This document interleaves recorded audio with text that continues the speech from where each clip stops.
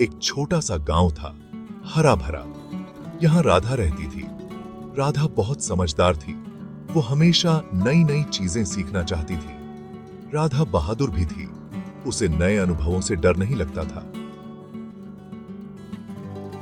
राधा को प्रकृति से बहुत प्यार था। वो अक्सर पेड़ों से बातें करती, वो पक्षियों के गीत सुनती। राधा गांव के बच्चों के साथ खेलना पसंद करती थी।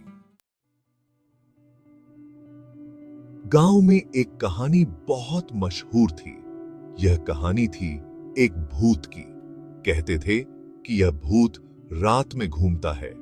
राधा को इस कहानी से थोड़ा डर लगता था। रात में जब अंधेरा होता तो उसे वो कहानी याद आ जाती।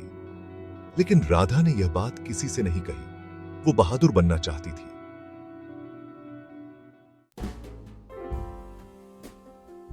एक दिन गांव में उत्सव था।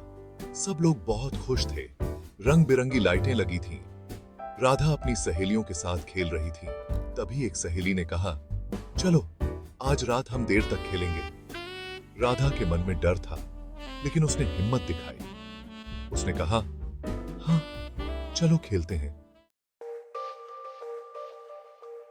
रात गहरी होती गई। अंधेरा बढ़ता गया। राधा और उसकी सहेलियां खेल रही थीं। तभी उनकी नजर एक साधु पर पड़ी। साधु एक पेड़ के नीचे बैठे थे। उनके चेहरे पर शांति थी। राधा साधु के पास गई। उसने साधु से पूछा, बाबा, क्या आपको अंधेरे से डर नहीं लगता? साधु मुस्कुराए। उन्होंने कहा, बेटी, अंधेरा सिर्फ हमारे मन में होता है। राधा उनकी बात समझ नहीं पाई।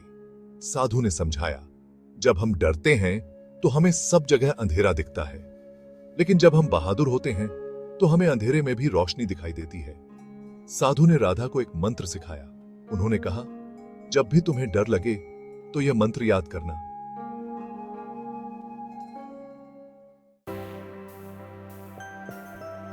राधा साधु की बातों से बहुत प्रभावित हुई। उसने साधु का दिया मंत्र याद कर लिया। राधा अपने गांव वापस आई।